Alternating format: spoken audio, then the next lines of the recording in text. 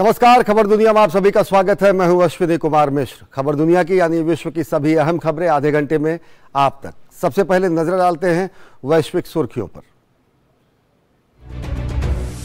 कोरियाई प्रायद्वीप में तनाव चरम पर, उत्तर कोरिया ने दागी ताबड़तोड़ 23 मिसाइलें। दक्षिण कोरियाई तट से 60 किलोमीटर पहले गिरी एक मिसाइल।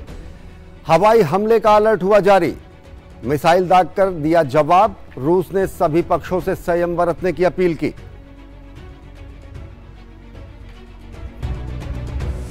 यूक्रेनी अनाज के निर्यात के लिए रूस युद्ध के दौरान समझौते में फिर हुआ शामिल। रक्षा मंत्रालय ने की पुष्टि। यूक्रेन से मिली कुछ गारंटी के बाद रूस का संधि में लौटने का फैसला। पुतिन ने कहा समझौता छोड़ने का रूस के पास विकल्प सुरक्षित, लेकिन तुर्की तक जाने वाले अनाज को नहीं रोका जाएगा।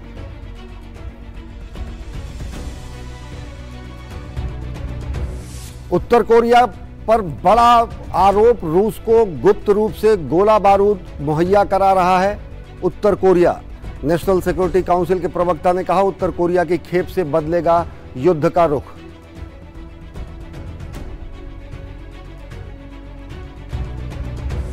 इजराइल की सत्ता में वापसी को तैयार पूर्व प्रधानमंत्री बेंजामिन नेतन्याहू। अब तक हुई मतगणना के आधार पर नेतन्याहू के गठबंधन को 120 सीटों वाली संसद में 65 सीटें मिलने का अनुमान।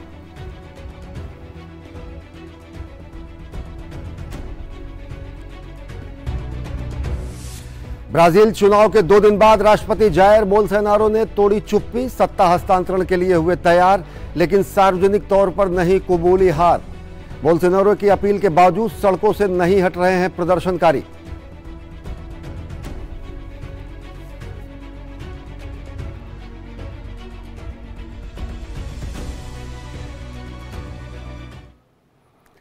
और सबसे पहले खबरें एशिया महाद्वीप से।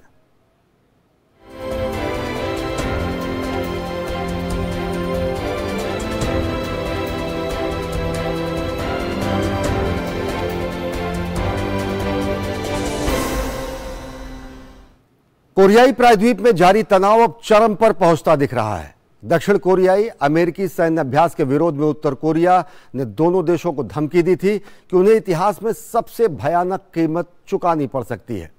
अभ्यास से नाराज उत्तर कोरिया ने एक के बाद एक करके 23 मिसाइलें दाग दी तो दक्षिण कोरिया में हड़कंप मच गया। दक्षिण कोरियाई द्वीप पर हवाई हमले के सायरन बजाए गए, लोगों को सुरक्षित बंकरों में ले जाया गया। रूस समेत दुनिया के कई देशों ने दोनों पक्षों से संयम बरतने की अपील की है।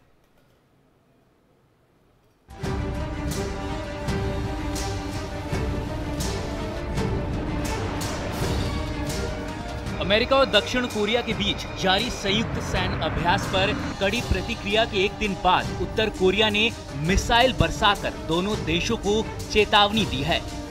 हालांकि दक्षिण कोरिया ने भी मिसाइलें दागकर अपने पड़ोसी देश को जवाब देने की कोशिश की। दक्षिण कोरिया ने कहा कि उत्तर कोरिया ने अपने पूर्वी और पश्चिमी तटों से एक के बाद एक कई मिसाइलें दागी।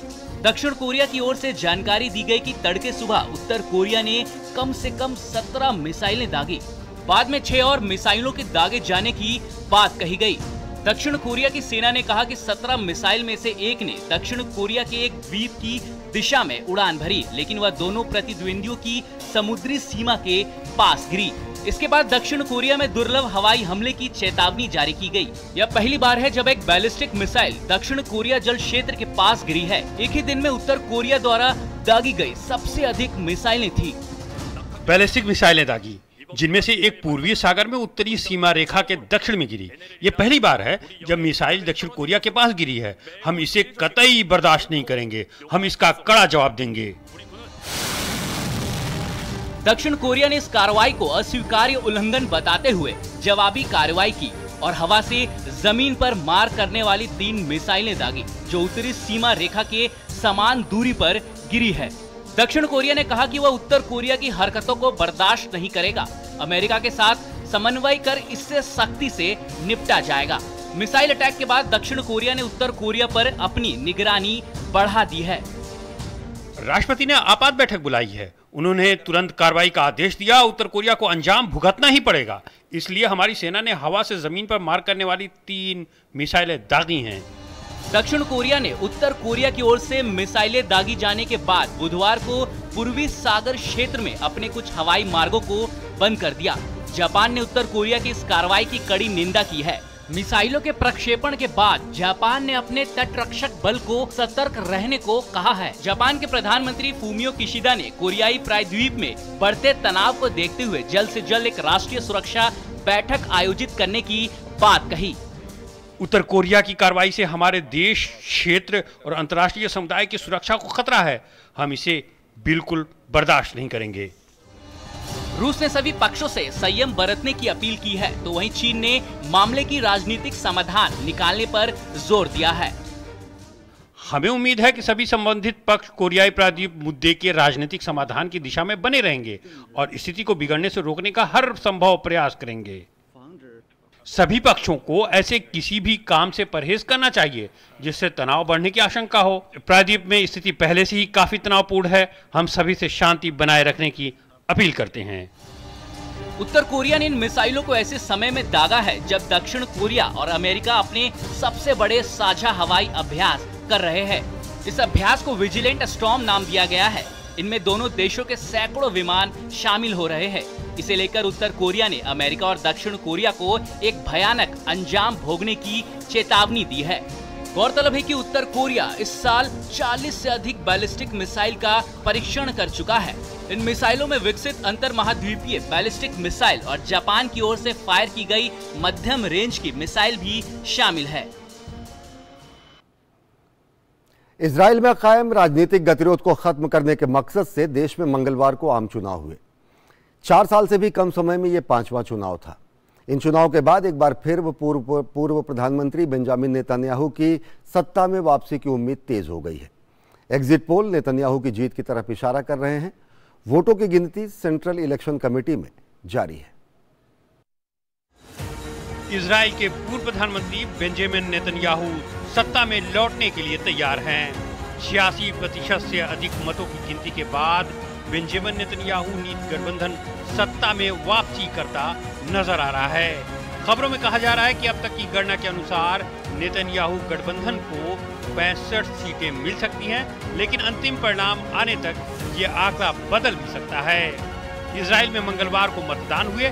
4 साल से भी कम वक्त में ये 5वीं बार है जब देश को पंगु बनाने वाले राजनीतिक गतिरोध को तोड़ने के लिए आम चुनाव कराए गए। नेतन्याहू सबसे लंबे समय तक प्रधानमंत्री की कुर्सी संभाली थी। जून 2021 में उनके शासन का अंत हुआ। मध्यमार्गी लैपिड उदारवादियों, दक्षिणपंथियों और अरब पार्टियों की एक अप्रत्याशित गठबंधन ने उनकी सरकार को उखाड़ फेंका था। नेतन्याहू को बेन ग्वीर और बेसेल स्मोट्रिच का समर्थन प्राप्त है। दोनों धुर दक्षिणपंथी विचारधारा वाली पार्टी से जुड़े हैं। दोनों अपने बयानों को लेकर अक्सर सुर्खियों में रहते हैं। सर्वेक्षणों में धुर दक्षिणपंथी इतमार बेन ग्वीर के रिलीजियस जर्नलिज्म को तीसरी सबसे बड़ी पार्टी के रूप में दिखाया गया था। जनता इजराइल राज्य के प्रति वफादार लोगों के बीच एक पूर्ण अलगाव चाहती है और हमें उनसे कोई समस्या नहीं है जो हमारे प्रिय देश को कम करके आंकते हैं। नेतन्याहू की सत्ता में वापसी को लेकर इजराइल के लोगों ने मिली जुली प्रतिक्रिया व्यक्त की है। बेन गवीर की पार्टी का जीत का मतलब है कि रक्षा और सुरक्षा का मुद्दा लोगों की प्राथमिकता था। इसके अलावा अरब नागरिकों द्वारा लिंचिंग की घटना से लोगों को लगता था कि पिछली सरकार उनसे निपटने में सक्षम नहीं थी। मैं बहुत निराश हूँ। मुझे एक बदलाव की उम्मीद थी। मुझे उम्मीद थी कि ये सरकार सत्ता में रहेगी और मजबूत होगी, कि हमारे पास एक बेहतर भविष्य होगा, ना कि एक कट्टरपंथी दक्षिणपंथी सरकार। बड़े अफसोस की बात है। 2019 में 73 वर्षीय नेतन्याहू पर रिश्वतखोरी, धोखाधड़ी और विश्वासघात के आरोप लगने के बाद से राजनीतिक गतिरोध जारी है। नेतन्याहू इजराइल के सबसे लंबे समय तक प्रधानमंत्री रहे और भ्रष्टाचार के आरोपों से घिरा उनका नेतृत्व मौजूदा राजनीतिक अस्थिरता की वजह है। इजराइल में अरब कुल आबादी का करीब 20% है और हालिया चुनाव में नेतन्याहू के मार्ग को अवरुद्ध करने में महत्वपूर्ण कारक रहे हैं, लेकिन इस बार उनके वोट 3 पार्टियों के बीच बट गए और इन तीनों ही पार्टियों का चुनावी प्रदर्शन खराब रहने की संभावना है। इसका अर्थ है कि अरबों को इन तीनों दलों को दिए गए वोट बेकार होने जा रहे हैं। ऑस्ट्रेलिया के विदेश मंत्री पेनी वोंग ने एक बयान में कहा है कि ऑस्ट्रेलिया म्यांमार पर प्रतिबंध लगाने पर विचार कर रहा है, क्योंकि म्यांमार में सुरक्षा और मानवाधिकार की स्थिति दिन ब दिन बिगड़ती जा रही है। थाईलैंड की यात्रा के दौरान पत्रकारों से बातचीत करते हुए वांग ने म्यांमार में नागरिकों के खिलाफ हिंसा को समाप्त करने और वहां की सैन्य सरकार को मानवीय सहायता के लिए अनुमति देने का आह्वान किया। उन्होंने कहा कि ऑस्ट्रेलिया म्यांमार में शांति हासिल करने के लिए आसियान प्रयासों का समर्थन करेगा। अपने सबसे भीषण वित्तीय संकट से उबरने के लिए संघर्ष कर रहे श्रीलंका की राजधानी कोलंबो में बुधवार को सैकड़ों लोगों ने उच्च करों, मुद्रास्फीति और सरकार की नीतियों के विरोध में मार्च किया। सरकार विरोधी मार्च को विपक्षी राजनीतिक दलों, ट्रेड यूनियनों और नागरिक समाज समूहों द्वारा संयुक्त रूप से आयोजित किया गया था। यह मार्च शहर के अति सुरक्षित इलाकों में निकाला गया लेकिन पुलिस ने बीच में ही इस मार्च को रोक दिया।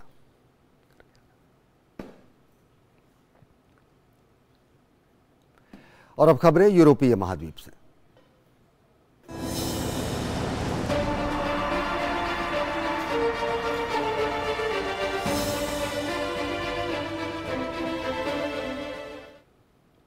राजनयिक प्रयासों से रूस यूक्रेन के बीच अनाज निर्यात समझौता एक बार फिर पटरी पर आ गया है। रूस ने बुधवार को कहा कि यूक्रेन द्वारा रूसी बलों पर हमला करने के लिए काला सागर के एक निर्दिष्ट गलियारे का उपयोग न करने का वचन देने के बाद समझौते पर वो कायम रहेगा। रूस ने क्रीमिया में काला सागर में उसके बेड़े के खिलाफ यूक्रेनी ड्रोन हमले के आरोपों का हवाला देते हुए सप्ताहांत में अनाज समझौते में अपनी भागीदारी को निलंबित कर दिया था। रूस के फिर से समझौते पर वापस लौटने से यूक्रेनी अनाज और अन्य वस्तुओं की विश्व बाजार तक पहुंच सुलभ हो जाएगी। पिछले कई दिनों के आक्रामक रुख के बाद रूस ने अनाज निर्यात समझौते में वापसी का फैसला किया है। रूसी रक्षा मंत्रालय ने पुष्टि की कि तुर्की व संयुक्त राष्ट्र की मध्यस्थता वाले उस समझौते को मॉस्को फिर से लागू करने पर सहमत हो गया है, जिससे काला सागर के रास्ते लाखों टन यूक्रेनी अनाज का निर्यात संभव हो सकेगा। रक्षा मंत्रालय ने अपने बयान में कहा कि समझौते के तहत स्थापित किए गए मानव गलियारे और अनाज निर्यात के लिए निर्धारित बंदरगाहों का रूस के खिलाफ सैन्य अभियान में इस्तेमाल न करने की यूक्रेन की तरफ से मिली आवश्यक गारंटी के बाद समझौते में बने रहने का फैसला किया गया है। हम रूसी संघ के खिलाफ सैन्य कार्रवाई के लिए कृषि उत्पादों के निर्यात के लिए मानवीय गलियारे और यूक्रेनी बंदरगाहों का उपयोग नहीं करने के बारे में यूक्रेनी पक्ष से लिखित गारंटी प्राप्त करने में सक्षम थे। इससे पहले तुर्की के राष्ट्रपति ने अपनी संसद को जानकारी देते हुए कहा था कि रूस समझौते में फिर से शामिल होने पर सहमत हो गया है। राष्ट्रपति रजब तैयब अर्दोआन ने कहा कि रूसी रक्षा मंत्री सरगेई शोइगु ने तुर्की के अपने समकक्ष से बात की और उन्हें सूचित किया कि बुधवार से अनाज गलियारा समझौता वैसे ही रहेगा जैसे वो पहले था। उन्होंने कहा कि समझौता सोमालिया, जिबूती और सूडान सहित अफ्रीकी देशों के लिए अनाज के नौवहन को प्राथमिकता देगा। रूस ने चिंता व्यक्त की थी कि अधिकांश अनाज अमीर देशों में पहुंच रहा है। जैसे पुतिन के साथ हमारी सहमति बनी थी, हम इस कॉरिडोर को अफ्रीका में सोमालिया, जिबूती और सूडान जैसे गरीब और अविकसित देशों के लिए चलाएंगे। उन्होंने हमें यह सलाह दी और हम इसे करेंगे। उधर ब्लैक सी फ्लीट पर हुए हमले के सिलसिले में रूस ने ब्रिटेन के राजदूत को तलब करने का फैसला किया है। रूस का आरोप है कि यूक्रेन ने ब्रिटेन की मदद से उसके ब्लैक सागर फ्लीट के युद्धपोत और कार्गो शिप पर हमला बोला। रूस ने इस घटना को आतंकी हमला करार देते हुए यूक्रेन से अनाज निर्यात संधि रद्द कर दी थी। रूस का दावा है कि जिन रूसी युद्धपोतों पर ड्रोन अटैक किया गया वे सभी यूक्रेन से निर्यात होने वाले अनाज के जहाजों को कॉरिडोर प्रदान कर रहे थे। इसलिए यूक्रेन के साथ किए गए अनाज निर्यात करार को अब से रद्द कर दिया गया है। कीव द्वारा ये कार्रवाई ब्रिटिश विशेषज्ञों के मार्गदर्शन में की गई थी, जिसकी घोषणा रूसी रक्षा मंत्रालय ने की थी। रूस ने संयुक्त राष्ट्र सुरक्षा के एक सत्र के दौरान अंतर्राष्ट्रीय समुदाय को इसके बारे में सूचित किया था। इस संबंध में ब्रिटिश राजदूत को शीघ्र ही रूसी विदेश मंत्रालय में बुलाया जाएगा। उधर ब्रिटेन ने 4 रूसी स्टील और पेट्रोकेमिकल टाइकून पर प्रतिबंध लगाने का निर्णय लिया है। वहीं व्हाइट हाउस ने कहा है कि इस बात के कोई सबूत नहीं मिले हैं कि रूस युद्ध में परमाणु हथियारों के इस्तेमाल की तैयारी कर रहा है। इससे पहले अमेरिकी मीडिया में दावा किया गया था कि रूस के वरिष्ठ सैन्य अधिकारियों ने हाल ही में यूक्रेन में सामरिक परमाणु हथियारों के कब और कैसे तैनाती पर चर्चा की थी। इस बीच राष्ट्रपति व्लादिमीर पुतिन ने रूस की सेना द्वारा इस्तेमाल किए जाने वाले हथियारों का आधुनिकीकरण करने का आह्वान किया है। उधर यूक्रेन ने रूस से वापस छीने गए खार्किव क्षेत्र में क्षतिग्रस्त हुए रेलवे बुनियादी ढांचे को बहाल कर लिया है। अमेरिका ने बुधवार को आरोप लगाया कि उत्तर कोरिया बड़ी संख्या में तोप के गोलों की आपूर्ति रूस को कर रहा है, जिससे उसे यूक्रेन के खिलाफ जंग में मदद मिल रही है। नेशनल सिक्योरिटी काउंसिल के प्रवक्ता जॉन किर्बी ने कहा कि अमेरिका का मानना है कि उत्तर कोरिया ये दिखाने की कोशिश कर रहा है कि उन्हें मध्य पूर्व या उत्तरी अफ्रीकी देशों में भेजा जा रहा है। उन्होंने रूसी प्रयासों को बढ़ावा देने के लिए भेजे जा रहे गोला बारूद की मात्रा पर विशिष्ट अनुमान देने से इनकार किया। किर्बी ने कहा कि उत्तर कोरिया रूस को गुप्त रूप से गोला बारूद की आपूर्ति कर रहा है, लेकिन हम अभी यह निर्धारित करने के लिए निगरानी कर रहे हैं कि खेप वास्तव में प्राप्त हुई है या फिर नहीं। पश्चिमी देशों के यूक्रेन की सेना को युद्ध सामग्री की पुनः आपूर्ति के प्रयासों का उल्लेख करते हुए किर्बी ने जोर दिया कि उत्तर कोरिया की खेप से युद्ध का रुख नहीं बदलने जा रहा है। और अब खबरें अमेरिकी महाद्वीप से।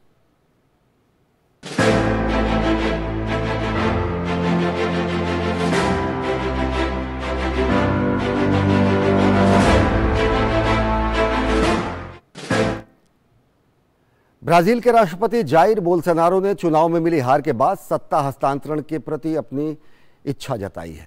चुनाव परिणाम आने के 2 दिन बाद बोल्सोनारो ने देश को संबोधित किया तो उन्होंने न केवल इलेक्शन में अनियमितता की बात नहीं की, तो वहीं उन्होंने लूला डी सिल्वा को बधाई भी नहीं दी।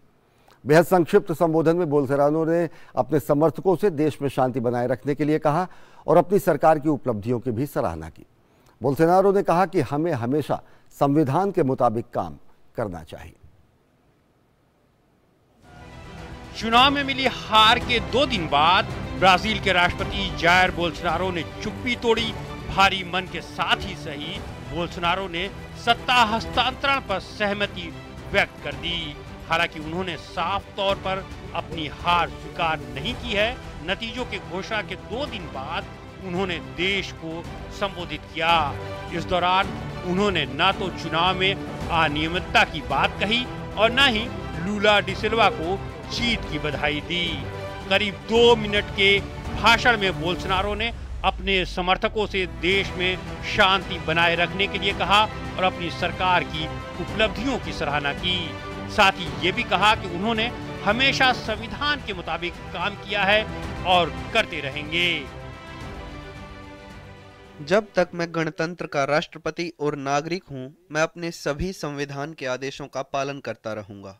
लाखों ब्राजीलियाई लोगों का नेता होने के नाते यह सम्मान की बात है। बोल्सोनारो के संक्षिप्त संबोधन के बाद उनके चीफ ऑफ स्टाफ सीरियो नोगीरा ने पत्रकारों से कहा कि बोल्सोनारो ने उन्हें सत्ता हस्तांतरण की प्रक्रिया शुरू करने की अनुमति दे दी है। 1 जनवरी 2023 को नए राष्ट्रपति अपना पदभार संभालेंगे। बोल्सोनारो ने सत्ता हस्तांतरण की प्रक्रिया शुरू करने के लिए मुझे अधिकृत किया है। वर्कर्स पार्टी नवनिर्वाचित राष्ट्रपति की ओर से अगले गुरुवार तक गेराल्डो अल्कमिन को औपचारिक नया उपराष्ट्रपति के रूप में नामित करेंगे। हम देश के कानून को पूरा करने के लिए इसके औपचारिक होने का इंतजार करेंगे। लूला की जीत के बाद दुनिया की नजरें बोल्सोनारो की प्रतिक्रिया पर थी। बोल्सोनारो चुनाव से पहले ही ये साफ कर चुके थे कि अगर वो चुनाव हारे तो अमेरिका के पूर्व राष्ट्रपति डोनाल्ड ट्रंप का रास्ता अपनाएंगे और नतीजों को कबूल नहीं करेंगे। उनका दावा था कि वो सिर्फ एक ही सूरत में चुनाव हार सकते हैं, यानी धांधली होने पर। बोल्सोनारो की हार के बाद देश के कई इलाकों में विरोध प्रदर्शन देखने को मिले। उनके समर्थकों ने सड़कें जाम कर दी। कुछ शहरों में प्रदर्शनकारियों और पुलिस के बीच हिंसक झड़प हुई। आंकड़ों के मुताबिक प्रदर्शनकारियों ने 267 सड़कों को अवरुद्ध कर दिया। देश के सबसे बड़े एयरपोर्ट जाने का रास्ता भी जाम कर दिया। इसके चलते कई उड़ानें रद्द करनी पड़ी। लोग लूला नो लिखे बैनर लेकर प्रदर्शन कर रहे थे। जब से विरोध प्रदर्शन शुरू हुआ, हम लगातार बातचीत का रास्ता अपनाए हुए हैं। अगर जरूरत पड़ी तो बल प्रयोग किया जाएगा। निर्वाचन प्राधिकरण ने रविवार को चुनाव के परिणामों की घोषणा की थी, जिसमें लूला डी सिल्वा को 50.9% और बोल्सोनारो को 49.1% मत मिले थे। ब्राजील में 1985 में लोकतंत्र बहाल होने के बाद ये पहला मौका है जब निवर्तमान राष्ट्रपति दोबारा चुनाव जीतने में विफल रहे हैं। ये लूला डा सिल्वा के लिए एक आश्चर्यजनक उलटफेर है। सिल्वा 2003 से 2010 के बीच ब्राजील के राष्ट्रपति रह चुके हैं। सिल्वा को 2018 में भ्रष्टाचार के मामले में सजा सुनाई गई थी, जिसके कारण उन्हें उस साल चुनाव में दरकिनार कर दिया गया था। इसी के चलते तत्कालीन उम्मीदवार बोल्सोनारो की जीत का मार्ग प्रशस्त हुआ था।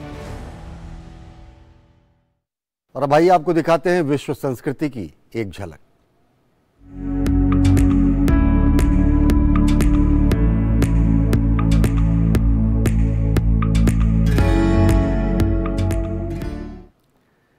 प्राचीन मिस्र के महान फराओं में सबसे ज्यादा चर्चित नाम रहा तूतनखामेन का।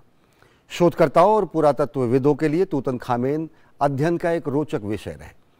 तूतनखामेन के तमाम रहस्यों में सबसे ज्यादा चर्चित रही उनकी ममी और उसके साथ मिला हुआ खंजर। तूतनखामेन की कब्र के मिलने के 100 साल पूरे होने की खुशी में मिस्र शताब्दी समारोह मना रहा है। विश्व संस्कृति की झलक में आपको दिखाते हैं प्राचीन विश्व की एक महान संस्कृति के कुछ अहम पहलू। उत्तराधिकारी उसके सारे तथ्य और निशान इतिहास के पन्नों से मिटा देना चाहते थे। कुछ हद तक वो अपने काम में सफल भी रहे और सदियों उसका शुमार मिस्र के एक आम फिरौन की तरह ही होता रहा है। लेकिन 100 साल पहले 1922 में पुरातत्वविदों को पानी पिलाने वाले एक छोटे से लड़के के फिसले कदम ने तूतनखामुन को मिस्र के सबसे प्रसिद्ध फिरौन के रूप में पहचान दे दी। पुरातत्वविद ने सिर्फ तूतनखामुन कब्र को ही नहीं खोज निकाला था, बल्कि उसके साथ दफन सदियों के इतिहास की परत दर परत को उधेड़ दिया था। तूतनखामुन की कब्र मिलने के 100 साल पूरे होने की खुशी में मिस्र शताब्दी समारोह मना रहा है। 2022 तूतनखामेन की कब्र की खोज की 100वीं वर्षगांठ का प्रतीक है। तूतनखामेन की कब्र मिलने के 100वीं वर्षगांठ मनाकर हम तूतनखामेन की आत्मा को निरंतर जीवन दे रहे हैं। उनकी कब्र मिलना मिस्र के लिए बहुत महत्वपूर्ण है। इससे मिस्र की अर्थव्यवस्था को काफी मदद मिली है। वास्तव में वह मिस्र का एक सच्चा राजा है जो कई हजार वर्षों से अपने देश के प्रति वफादार रहा है। तूतनखामुन का जन्म 1346 ईसा पूर्व में उस समय की मिस्र की राजधानी अखेतोटेन में हुआ था, जब मिस्र का साम्राज्य अपने चरम पर था। तब वो 1337 ईसा पूर्व में केवल 9 साल की उम्र में फिरौन यानी राजा बन गया। 9 साल शासन करने के बाद तूतनखामुन की 18 वर्ष की आयु में मौत हो गई। उनकी मृत्यु के लगभग 3000 साल बाद उनके मकबरे की खोज की गई। राजा टूट यानी तूतनखामुन के मकबरे के साथ 5000 अन्य चीजें मिली थी, जिनमें से ज्यादातर सोना था। इस मकबरे की पूरी खुदाई में 6 साल का समय लग गया। खजाने से भरे 5 कमरे मिले, जिनमें सिंहासन, मूर्तियां, फर्नीचर और हथियार थे। तूतनखामुन का ताबूत जिस कमरे में था उसकी ईंट सोने से ढकी थी। तूतनखामुन की कब्र 3 टुकड़ों वाले ताबूत में थे, जिसमें सबसे बाहरी लाल पत्थर का था। सबसे अंदर का हिस्सा ठोस सोने से बना था, जिसका वजन लगभग 110 किलोग्राम है। राजा टूट की मौत का रहस्य आज भी बरकरार है। हालांकि 1968 में मम्मी के एक्सरे के दौरान वैज्ञानिकों को तूतनखामुन की खोपड़ी में हड्डी के टुकड़े मिले। इससे ये कहा गया कि राजा को मौत के घाट उतार दिया गया था। लेकिन बाद में एक और सिद्धांत सामने आया कि उनकी हत्या नहीं बल्कि पैर टूटने से मौत हो गई थी। तूतनखामेन की मौत को लेकर बहुत सारे प्रश्न खड़े होते हैं। आखिर उनकी मृत्यु कैसे हुई? शुरू में ऐसा लगा था कि किसी ने उनके सिर पर प्रहार किया था, जो चिकित्सीय रूप से गलत साबित हुआ। वैसे तो तूतनखामेन की मौत को लेकर कई अन्य चिकित्सा विचार हैं जिन्हें सामने रखा गया है, लेकिन सही मायने में मौत को लेकर बहुत अधिक प्रमाण नहीं है। फिरौन के मौत के बाद उनके अंतिम संस्कार के लिए एक मुखौटा तैयार किया गया था, जो सोने का बना था। मकबरे के अन्य कमरों की दीवारों को यात्रा से जुड़े चित्रों से सजाया गया था। इस ताबूत की खोज से जुड़ी फंडिंग ब्रिटेन के लॉर्ड जॉर्ज कर्नारवन ने की थी, जिसकी 1923 में रहस्यमय तरीके से मौत हो गई। कई लोगों का मानना है कि सोते हुए राजा को परेशान करने का ये नतीजा है। व्यक्ति भले न रहे लेकिन व्यक्तित्व अमर होता है। खबर दुनिया के आज के अंक में फिलहाल इतना ही। देश और दुनिया की ताजा तरीन खबरों के लिए देखते रहिए डीडी न्यूज। नमस्कार।